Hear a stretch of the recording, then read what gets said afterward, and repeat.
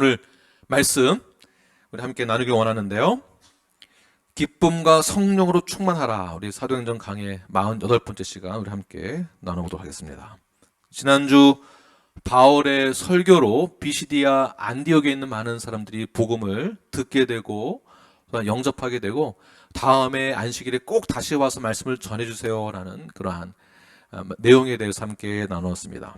오늘 본문의 내용은 마찬가지로 비시디아 안디옥의 복음이 확산되어짐으로 수많은 사람들이 그 말씀을 듣고자 회당으로 모이는 사건이 일어나게 되는데요. 오늘 본문 44절 말씀을 우리 다 함께 한 목소리를 읽도록 하겠습니다. 시작. 그 다음 안식일에는 온 시민이 거의 다 하나님의 말씀을 듣고자 하여 모이니, 여기 보시면 온 시민이 거의 다, 온 시민이 거의 다. 도대체 몇 명일까? 몇 명 정도 될까요? 학자들도 연구를 해보지만 이 당시에 몇 명이 회당에 모였는지는 알 수는 없습니다. 그러나 저도 한번 조사를 해보니까 로마 시대 때에 오늘날 비시디아 안디옥이 이제 튀르키예요. 튀르키예, 즉 터키 나라의 도시가 얄바츠라는 도시입니다. 얄바츠 도시가 비시디아 안디옥이에요. 여기에 사진을 보시면 이 당시에 약 2만 명을 수용할 수 있는 원형 경기장이 있었습니다. 이곳을요, 시카고에 있는 대학에서 찾아낸 거예요. 사실은요. 네, 발굴해낸 것입니다. 그러니까 2만 명이 모일 수 있는, 수용할 수 있는 원형 경기장이 있었던 것으로 보아 그 당시에 수만 명이 얄바치에 살지 않았는가, 비시디아 안디옥에 살지 않았는가. 그러니까 그 수만 명이 오늘 본문의 내용을 보게 되면 온 시민이 거의 다, 몇 프로인지 모르지만 그래도 2만 명은 넘게 모이지 않았을까라고 예상을 해볼 수가 있습니다.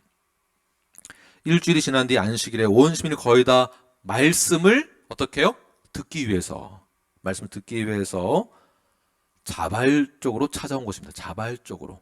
두 번째 사진 보시면 자발적으로 찾아온 성도들이, 믿는 자들이 회당에 거할 수 없기 때문에 회당 밖에서 모여서 그 자리에서 예배를 드렸다라고 하는 그곳에, 비시디아 안디옥 그 자리에, 바울이 설교한 그 자리에 바울 기념교회가 세워져 있습니다. 많은 사람들이 하나님의 말씀에 대해서 듣기를 원했고 사도 바울은 그 말씀, 복음만을 전했기 때문에 복음을 들은 자들이 말씀을 듣기 위해서 수많은 사람들이 한자리에 모이게 되었습니다. 바울이 가는 곳마다 그 일주일 사이에 복음을 전했다라는 증거도 있고요. 복음을 전하면서 침례도 주고 복음을 받아들이는 사람들이 격려도 받고 위로가 되고 기쁨이 되기 때문에 그 사람들이 만나는 사람들마다 또 복음을 또 전하는 거죠. 내가 이 복음을 들었는데 이 복음이 우리에게 생명이 된대. 우리에게 영생이 주어진대. 우리의 모든 죄사함을 우리가 받을 수 있대. 격려가 되고 위로가 되는 말씀을, 내용들을 친구들에게 전하게 되는 것이죠.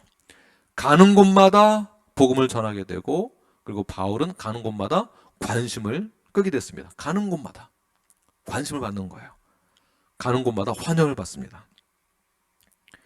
바울은 가는 곳마다 환영받는 복이 좋은 사람. 우리 모든 성도들이 여러분이 가는 곳마다, 여러분이 속해 있는 모든 영역 가운데에서 관심을 끌 수 있는 위대한 인물들이 되기를 간절히 축원합니다. 네, 관심 끌 수 있는.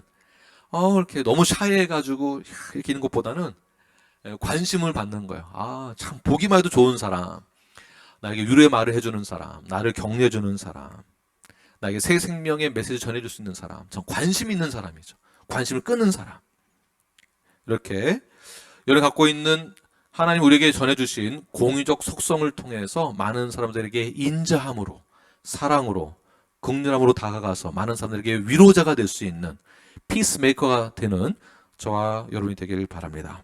그렇게 해서 여기 있는 우리 슬로건대로 링크되는 거예요. 말씀에 링크되어지고 성경에 링크되어지고 예수님에게 링크되어지고 교회에 링크될 수 있도록 컨택 포인트를 만들어서 관심을 끌어서 이들에게 복음을 전해주고 교회에 링크될 수 있도록 복음 전도자 역할을 잘 감당내시는 저와 여러분이 되기를 바랍니다.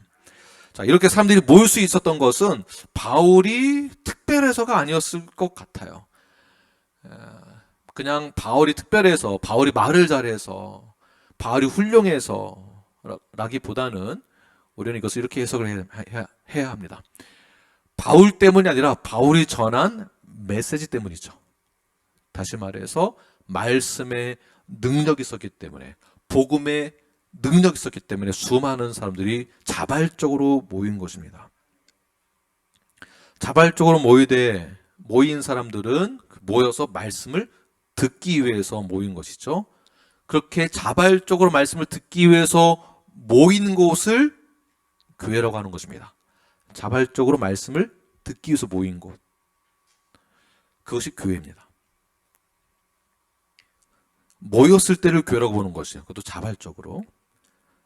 건강한 교회는 자발적으로 모여서 말씀을 듣는 데 자발적이고, 제자 훈련 받는 데 자발적이고, 예배를 드리는 것에 자발적입니다. 능동적이고 자발적인 것, 이것이 건강한 교회의 특징입니다. 그러나 반대로 건강하지 못한 교회의 모습들을 보게 되면, 교회에 오라고 꼬셔야 돼요. 또는 귀찮게 해야 됩니다. 계속 전화해서 이번 주에 와야죠. 안 오면 큰일 납니다. 와야죠. 밥 맛있는 거 사줄게요. 오세요. 제발 와달라고 부탁을 해서 오게 만들고, 또는 우리 목사님 영빨이 좋으신 목사님이에요. 우리 목사님에게 안수기도 받으면 이 이가 금리로 바뀝니다. 은사 집회가 있습니다. 치유 집회가 있습니다. 꼭 오세요. 기도 받으면은 영안이 열립니다. 꼭 오세요. 꼬셔가지고 오게 만드는, 이렇게 관심을 끌게 하는 것보다는 복음의 능력과 복음의 핵심을 깨달아서 그 복음에 의해서 말씀을 듣기 위하여 자발적으로 모이는 것이 건강한 교회라고 보는 것이 맞는 것입니다. 바울이 전한 것은 꼬셔서 오게 한 것이 아니에요. 복음만을 전했습니다. 오직 십자가의 복음만을 전했고요, 복음만을 전했기 때문에 그 복음에 의해서 부흥이 된 것입니다. 자, 그러므로 우리가 이렇게 한 자리에 모일 수 있는 것 자체가, 제가 여러분 꼬셔서 여러분 오신 거 아니잖아요. 자발적으로 오신 것 자체가 기적인 것입니다. 기적인 것이. 우리가 이렇게 모일 수 있는 근본적인 힘이 어디서 나오는가? 복음 때문에 그렇습니다. 복음에 의해서 우리가 모인 것이지, 김한국 목사 때문에 모인 것도 아니고요, 이 사람이 가자고 해서 옆 사람 때문에 온 것도 아닙니다. 복음에 의해서 거룩한 성도의 교제와 성도의 모임이 된 것입니다. 이렇게 모인 것 자체가 기적인 것이고요, 우리는 이러한 의미에서 날마다 그리고 매주마다 기적을 체험하고 있는 것입니다. 아멘이시죠? 여기 옆 사람 보시면서 이렇게 인사하십시오. 당신이 나에게 기적입니다. 네, 우리 모두가 다 기적입니다. 네, 이 자리에 어디 놀러 가지도 않으시고, 말씀을 듣기 위해서 자발적으로 오시는 것 자체가 기적입니다. 기적.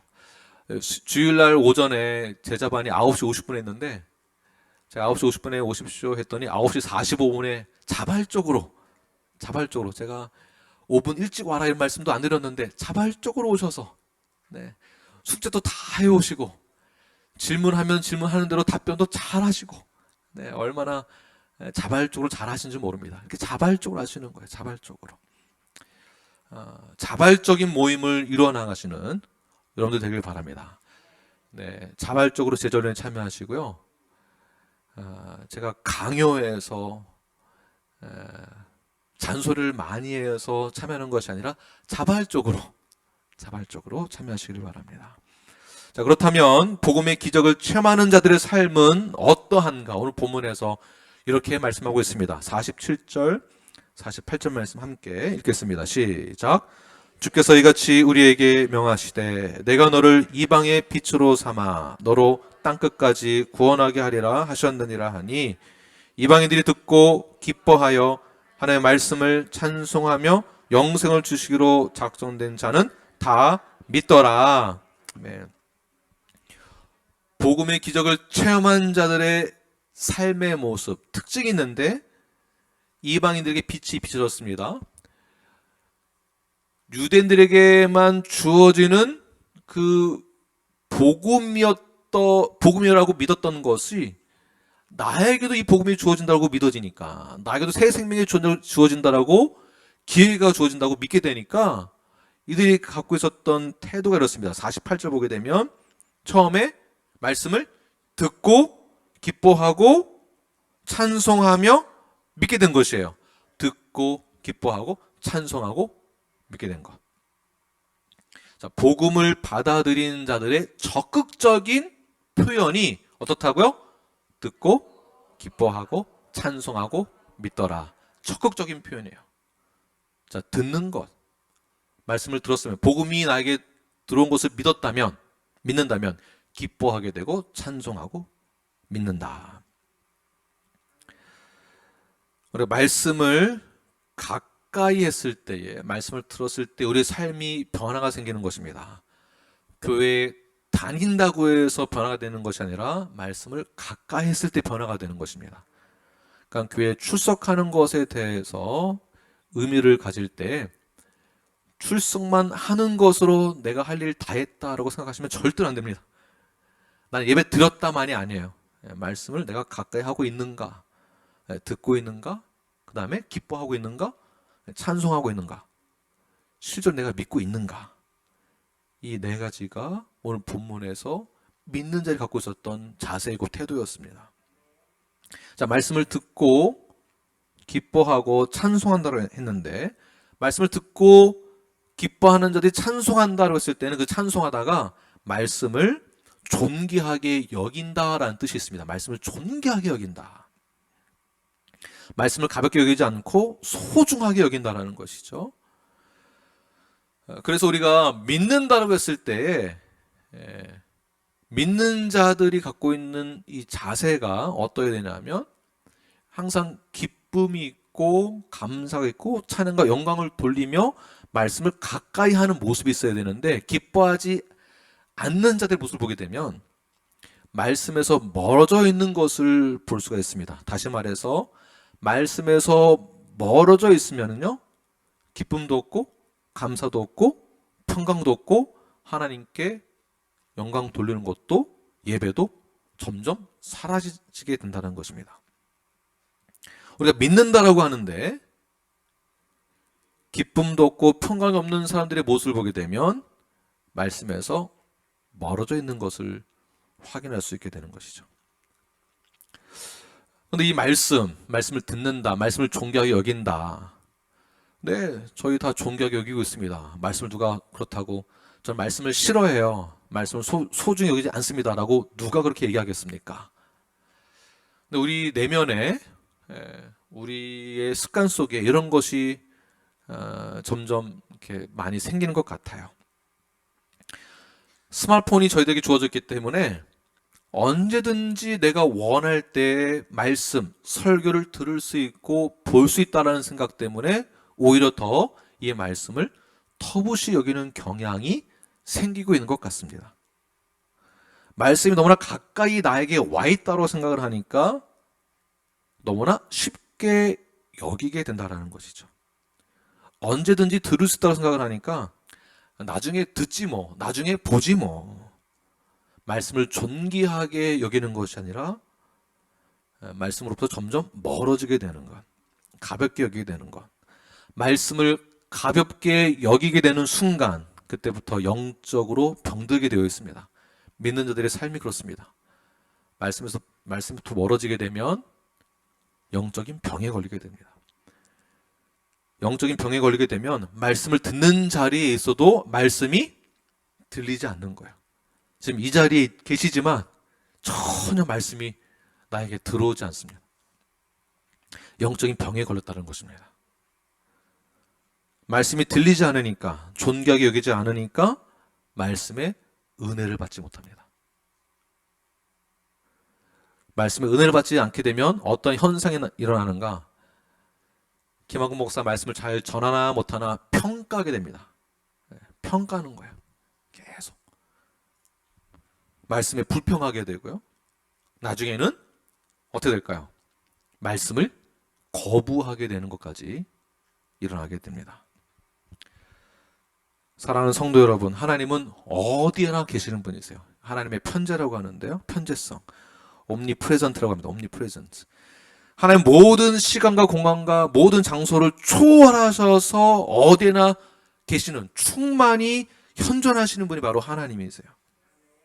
그 하나님이 우리와 함께하고 계십니다. 그 하나님이 말씀으로도 함께하고 계십니다. 그 말씀을 존귀하게 여기지 못하고 가볍게 여긴다? 이것은 하나님의 그 편재성을 무시하는 것과 같은 것입니다. 인지하지 못하는 거예요. 자, 이렇게 하나님 말씀에 대해서 귀하고 존귀하게 여기지 못하고 이 말씀을 무가치하게 여기는 순간, 하나님의 편재성에 대해서 무시하는 순간 어떻게 되는가? 성경에서 사사시대, 암흑 종교의 암흑기라고도 부릅니다. 사사시대. 자, 이유는 그렇습니다. 하나님 말씀하셨습니다. 명령하셨습니다. 가나안 땅에 들어가서 그 안에 있는 거민들 다 쫓아내라. 말씀하시고 명령하셨는데 그 말씀을 존귀 여기지 않게 되어짐으로 쫓아내지 못하고 그들과 함께 동거하다가 나중에는 그들에게 동화되고 맙니다. 죄를 가볍게 여기다가 죄에 동화되는 죄인이 된다는 것이겠죠. 그 후에 가나안 땅을 정복했던 세대들이 다 세상을 떠나게 되고 구원의 역사, 하나님의 역사, 하나님과 직접적인 친밀한 관계, 하나님의 직접적인 간섭하심을 경험했던 1세대들이 다 떠나게 되고 하나님의 말씀을 존귀하게 여겼던 자들도 다 세상을 떠나게 되고 그 이후에 바벨론 포로가 되고 그때 하나님께서 선택한 에스라와 느헤미야를 통하여서 말씀을 회복시켜 주시고 듣게 하시고 거룩하게 하시고 난 다음에 그들이 또 죽게 되죠. 그러고 나서 말라기로 넘어오게 되어서부터 말라기 이후에 하나님과의 관계가 완전히 단절되기 시작합니다. 말씀을 존귀하게 여기지 못하는 세대가 도래했다는 것이에요. 사사기 2장 10절 말씀을 우리 10절 11절 함께 읽겠습니다. 시작. 그 세대의 사람도 다 그 조상들에게로 돌아갔고 그 후에 일어난 다른 세대는 여호와를 알지 못하며 여호와께서 이스라엘을 위하여 행하신 일도 알지 못하였더라. 11절. 이스라엘 자손이 여호와의 목전에 악을 행하여 바알을 섬기며. 다음 세대, 현 세대도 마찬가지겠지만 다음 세대까지 복음이 잘 전해지지 않은 거예요. 말씀을 존귀하게 여기지 못하게 된 세대. 결론은 하나님의 목전 앞에서 죄를 범하여 오히려 바알을 섬기게 됐다. 하나님으로부터 완전히 떠나게 된 것이 떠나게 된 것. 구약의 이 스토리를 보게 되면 하나님이 선택하시고 하나님 이끌어 주시고 죄를 사여 주시고 하나님이 복을 부어 주시고 그런데 또 죄를 범하고 죄를 범해서 사사를 보내 주시고 근데 사사가 또 죄를 짓고 그럼에도 불구하고 하나님은 그 언약의 말씀에 따라 또 죄를 용서해 주시고 치유해 주시고 그런데 또 그들은 또 죄를 또 짓고 자 이것을 악의 순환 또는 심판의 순환이다라고 합니다. Cycle of Judge라고 보게 되면 첫 번째 Israel served the Lord라고 나오죠. 이스라엘 여호와를 섬기게 되고요. 두 번째 죄의 우상 숭배에 빠지게 되고요. 세 번째 그들이 죄의 우상 때문에 노예가 되고 노예가 되지만 하나님이 다시 용서하시고 다시 부르십니다. 불러주시고 그리고 재판관을 세우게 되죠. 재판관 사사를 세우게 되고 이스라엘 구원받게 됩니다. 여섯 번째 그런데 또 계속 죄를 짓고 이게 반복되는 거예요. 왜 그럴까요? 말씀을 존귀하게 여기지 않았을 때 일어나는 현상입니다. 계속 서클 도는 거예요. 레위 지파도 제사장도 아론의 자손들마저도 말씀에서 타락하게 됩니다. 왜? 말씀을 존귀하게 여기지 않았기 때문에. 그래서 하나님의 말씀에서 멀어져가는 백성들을 위해서 하나님이 그들을 잘 다스릴 수 있도록 사사, 재판관, 다스리는 자를 세우게 됩니다. 그런데 사사들이 또 타락을 해요. 이것이 말씀을 존귀하게 여기지 못하는 악의 순환, 심판의 순환. 결국 사사기 2장 12절 13절 내용을 다시 한번 보게 되면 말씀을 멀리한 자들의 악순환이 이렇게 일어나게 되면서부터 그들은 여호와의 목전 앞에서 여호와를 떠나 죄를 범하게 되고요. 13절 보게 되면 우리 13절 우리 자막 함께 읽겠습니다. 시작. 곧 그들이 여호와를 버리고 바알과 아스타롯을 섬겼으므로. 말씀을 가볍게 여긴 자들의 결말입니다. 가볍게 이 부분에도 가볍게 여겨서는 안 됩니다. 네. 나도 마찬가지고 우리 자녀도 마찬가지고요. 더 나아가서 10년 뒤에 휴스턴의 교계가 어떻게 변할지 한번 생각해 보세요. 이렇게 가다가 어떻게 될까? 그래서 건강한 교회가 세워지는 것이 시급하고 또한 이것 자체가 건강한 교회가 세워진 것 자체가 하나님이 저에게 주신 사명이다라고 보아야 하는 것입니다. 네, 말씀을 계속 전하고 가르치고 교회가 건강하게 세워질 수 있도록. 다시 본문으로 돌아가서 바울이 전한 복음을 받아들인 믿는 자들, 말씀을 듣고 기뻐하고 찬송하고 믿는 자들, 48절의 내용들이죠. 자, 복음을 받아들이는 자들은, 즉 말씀을 존귀하게 여긴 자들은 그 말씀을 듣고 기뻐하고 찬송하고 믿게 되는 것. 이러한 주의 말씀을 존귀하게 여김으로 회복을 경험하는 저와 여러분 우리 뉴라이프가 되길 간절히 축원합니다. 네, 이 회복을 기대하십시오. 네, 우리 아내, 우리 남편, 우리 자녀들, 우리 가족들이 말씀을 듣고 기뻐하고 찬송, 존귀하게 여기고 믿음의 역사가 나타남을 경험하는 우리 전 세대가 되길 간절히 축원합니다. 아멘. 자, 보십시오. 말씀을 듣고 기뻐하고 찬송하고 믿는 자들은요, 하나님께 영광을 돌리는 것이 특징이죠. 말씀을 존귀하게 여기게 되어짐으로 어떤 것이 뒤따라오게 되는 거냐면 존귀하게 여기고 영광을 돌리다 보니까 말씀에 대해서 순종하게 됩니다. 순종하고 결단까지 가는 결단. 자, 이렇게 하겠습니다까지. 그리고 그렇게 하겠다라는 것에 대한 실천, 사명과 헌신으로 연결되는 거예요. 그냥 믿습니다만으로 끝나는 것이 아니라 믿는 자들은요, 순종과 결단과 사명과 헌신까지 연결되는 거예요. 자발적으로. 시켜서 하는 것이 아니라, 어느 정도까지만 하는 것이 아니라, 자발적으로.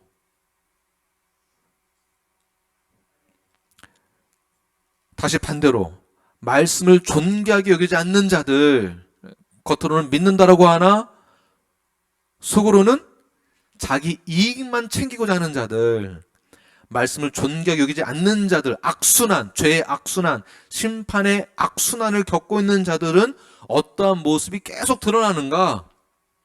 본문에서 말하기를 45절입니다. 함께 읽겠습니다. 시작. 유대인들이 그 무리를 보고 시기가 가득하여 바울이 말하는 것을 반박하고 비방하거늘. 자, 보시면 첫 번째 나타나는 말씀을 존귀하게 여기지 못하는 자들의 특징, 첫 번째, 시기심이에요. 시기심. 시기와 질투.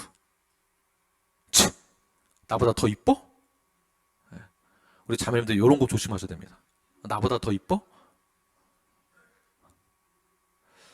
우리 남편보다 더 좋은 남편을 만나는 것 같은데? 이런 거.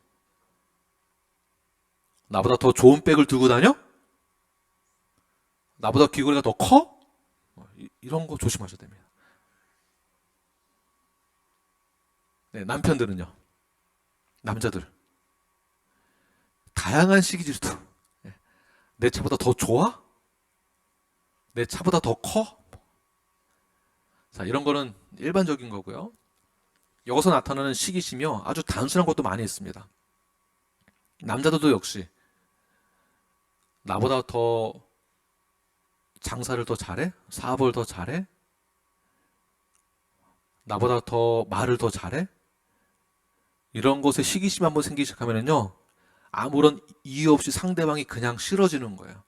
그냥 싫어지게 되면 그 시기 질투심이 있는 그 상대방이 교회 안에 있으면은요, 그 사람 꼴도 보기 싫게 되는 거죠. 예, 그러면 꼴도 보기 싫으니까 나 혼자만 갖고 있는 것이 아니라 그 시기 질투심이 몇 사람에게 전가되어집니다. 전가. 또는 다른 말로 전도. 쟤랑 놀지 마. 쟤 저런 애야. 밥도 같이 먹지 마. 말도 섞지 마. 자, 그 시기심에 나타난 죄의 습성들이 45절 보게 되면 반박하고 비방이에요. 반박과 비방. 반박과 비방이 그냥 나오는 게 아닙니다. 시기심에서 나오는 거예요. 유대인들이 바울이 전한 복음 때문에 시기심이 일어나서 바울을 비방하고 반박하게 됩니다. 왜 시기했을까요? 일주일 만에 도시 전체가 다 뒤집어졌거든요. 그 전에는 나를 추종하던 자들이었는데 이제는 그들이 바울에게로 다 넘어갔어요. 시기심이 확 불타오른 것이죠. 배가 아프기 시작하고.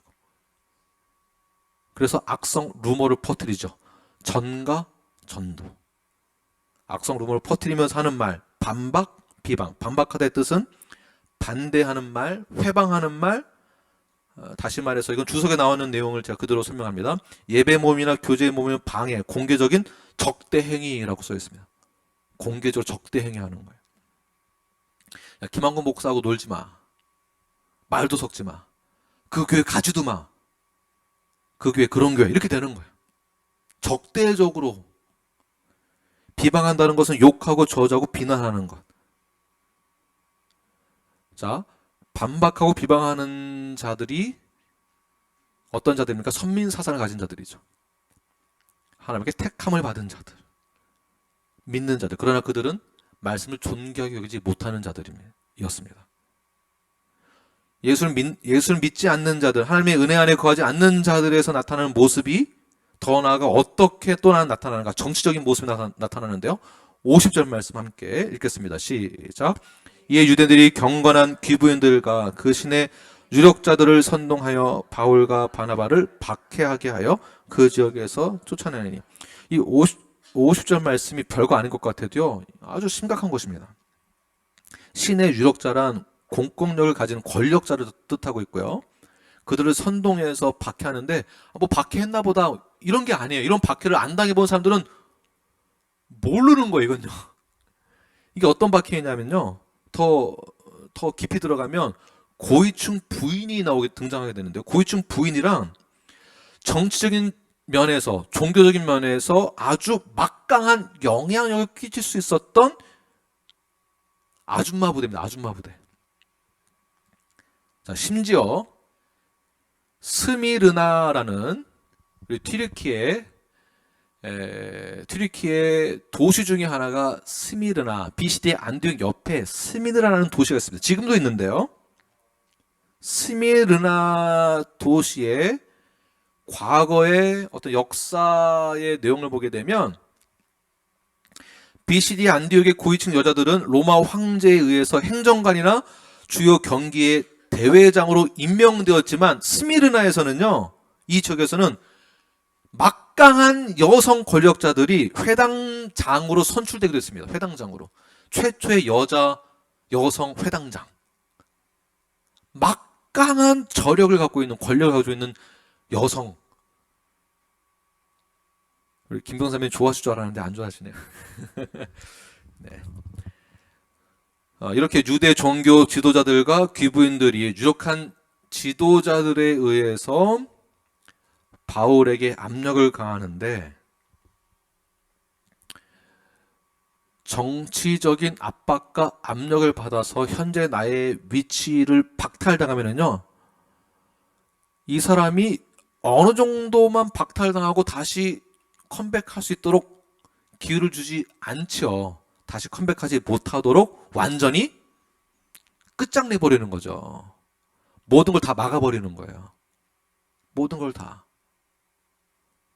모든 권력을 다 사용해서, 모든 행정을 다 사용해서 다 막아버리는 거예요. 살지 못하도록. 아예 그냥 뿌리를 뽑아버리는 거죠. 유배지로 보내듯이 그냥 인생 끝나는 거예요. 지금 50절 말씀은요, 말을 좋게 해서 이런 표현이죠. 그냥 인생 삐 났다, 이런 내용입니다. 끝나는 거예요. 그들은 선택받은 유대인이었지만 말씀을 가볍게 여겼습니다. 존귀 여기지 않았습니다. 그러고 나서 악을 행하게 되는 그들의 모습. 자, 이것을 주변에서 누가 보고 있었을까요? 믿는 자들이죠. 복음의 메시지를 받아들인 자들. 듣고 기뻐하고 찬송하고 믿는 자들. 이들이 보고 있었습니다. 바울과 바나바가 고통당하고 핍박당하고 박해당하고 완전히 정치적 압박으로 인하여서 모든 것이 다 끊길 지정에 가는 것을 그들이 보고 있었는데요. 52절 말씀을 우리 함께 읽겠습니다. 52절 시작. 제자들은 기쁨과 성령이 충만하니라. 자, 여기서 제자들이 누구냐 하면 믿는 자들인데 듣고 기뻐하고 찬송하고 믿었던 자들을 말하고 있는 것이에요. 복음을 받아들인 자들. 지금 상황 자체가 굉장히 안 좋은 상황입니다. 바울과 바나바 처음에 봤을 때는 위대하다, 참 감사하다. 근데 예수님을 전하고 복음을 전한 그들의 처한 모습 속에서 무엇을 봤을까요? 와, 예수 믿으면 이렇게 되는 거야? 이렇게 비참하게 되는 거야? 예수 한 번 믿으면 안 되겠네. 이거 되게 위험한 거구나. 믿는다라고 말하는 거 되게 부담되는 거구나. 내가 믿는다고 했을 때 내가 이렇게 피해 볼 수도 있겠구나. 내가 손해 볼 수 있겠구나. 나의 장래에, 나의 미래에 문제가 생길 수 있겠구나. 내가 어떠한 부당한 대우를 받더라도 이 귀부인들을 이길 수는 없겠구나. 처참하고 비참한 결과를 보았을 것입니다. 내 경력에 문제가 생기겠지. 단절되겠지. 나도 바울처럼 이 지역에서 고향에서 추방되는 거 아닌가? 낙심되고 좌절되고 어려움이 있고 고통당하는 일을 겪음으로 인하여서 그들은 심각한 우울증이나 고통 가운데 빠질 수 있는 상황입니다. 그런데 그들은 어떻습니까? 52절 다시 한번 시작. 제자들은 기쁨과 성령이 충만하니라. 기쁨과 성령이 충만했다. 고통 가운데 있는데, 바울이 당하고 있는 고통을 직접 보았는데 그들이 어떻다고요? 기쁨과 성령이 충만했다. 기뻐할 만한 상황에 처해서 기뻐하는 것이 아니라 어떤 상황이죠? 박해 가운데 있는 것을 봤는데 더 기쁘고 성령 충만했다. 어떻게 이것이 가능할까요? 어떻게 이것이 가능했을까요? 예루살렘 교회에 임했던 성령의 충만함이 동일하게 그들에게도 임했기 때문에 그렇습니다. 비시대 안디옥 교회 성도들에게 임했습니다. 오늘날 우리 뉴라이프 교회에도 그때 임했던 성령의 충만함이 오늘 우리에게도 성령의 충만함으로 임할 줄 믿습니다. 성령의 충만함이에요. 성령의 기름 부음을 얘기하는 것이 아니고요. 성령의 충만함이에요. 기쁨, 감사. 지금 현재 상황은 좋지 않은데 성령의 충만함이 임했기 때문에 그들은 이렇게 믿는 것입니다. 분명히 하나님이 역사하실 거야. 나는 하나님의 약속을 믿어. 그래서 기뻐할 수 있었던 것이에요. 하나님의 모든 계획을 완성하실 거야. 성령의 충만함이 있으니까 이 사실에 대해서 의심하지 않았습니다. 그래서 기뻐할 수 있었던 것이에요. 행여나 고통 가운데 있어도, 어려움이 있어도 예수 그리스도께서 우리를 버리지 아니하실 거야. 고통 가운데도 우리와 함께 하실 거야. 라고 성령의 충만함이 있었기 때문에 그들이 기뻐할 수 있었습니다. 고통에서 참고 이길 수 있도록. 자, 그렇다고 해서 그들에게 두려움이 없었는가? 아니죠. 두렵지요. 두렵습니다. 내가 그러다 어떻게 될까? 나도 죽는 거 아닌가? 그러나 그 모든 두려움은 믿음으로 오는, 성령의 충만함으로 오는 기쁨으로 완전히 그 두려움을 이겨낸 것입니다. 두렵고 어렵습니다. 고통이 있습니다. 그러나 그들이 믿는 바, 하나님은 우리와 함께 하신다라는 것 때문에 그들은 기뻐할 수 있는 것이죠. 기쁨과 성령으로 충만했다라는 이 단어를요, 사도행전 4장에서 베드로가 옥에 갇히고 유대 종교 지도자로부터, 사내들이 공회로부터 재판을 받을 때에 너 복음 또 전하면 죽는다라고 명령하는데도 그 자리에서 복음을 그대로 전하게 됩니다. 그때 하는 말, 기쁨과, 베드로가 기쁨과 성령이 충만했다라고 동일한 표현을 썼어요. 사도행전 7장에서도 죽음을 눈앞에 두고 있었던 스데반, 죽음이 눈앞에 있음에도 불구하고 복음을 전했습니다. 많은 사람들이 스데반의 모습을 보고 이렇게 말합니다. 기쁨과 성령이 충만했다. 오늘 바울이 전하는 복음을 들었던 믿는 자들, 그 제자들은 박해도 불구하고, 두려움이 있음에도 불구하고 그들이 어떻습니까? 모든 제자들은 기쁨과 성령으로 충만했다. 말씀을 존귀 여기는 자들이 갖고 있는 기쁨과 성령의 충만이 오늘 뉴라이프 모든 여러분들에게 임하기를 간절히 축원합니다. 아멘. 기도하겠습니다.